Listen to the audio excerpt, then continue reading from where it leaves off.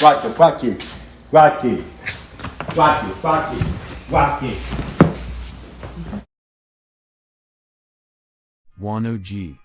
Juano Hernandez, July 19, 1896, July 17, 1970, was a Puerto Rican stage and film actor who was a pioneer in the African-American film industry.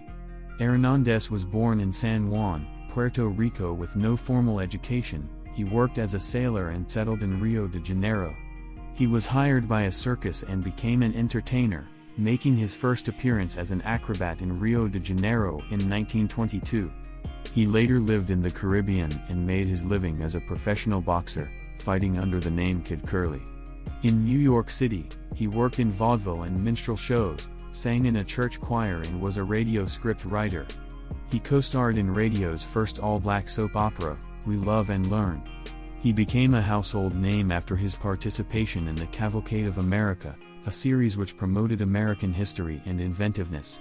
He appeared in the Broadway show Strange Fruit and Set My People Free. His Broadway debut was in the chorus of the 1927 musical production show Boat. Hernandez appeared in 26 films throughout his career. He portrayed a revolutionary soldier in the silent film The Life of General Villa, and his first talkie films were small roles in films produced by Oscar Michaud, who made race films for black audiences. His talking film debut was Michaud's The Girl from Chicago, 1932, in which he was cast as a Cuban racketeer. He also has a speaking part, although uncredited, as a police officer in the 1932 crime drama and musical Harlem is Heaven, which stars Bill Bojangles Robinson.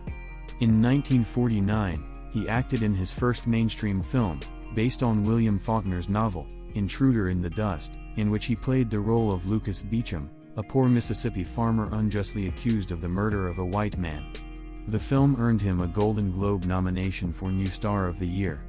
In the 1950 Western Stars in My Crown, directed by Jacques Tourneur, starring Joel McCrea, Hernandez plays a freed slave who refuses to sell his land and faces an angry lynch mob.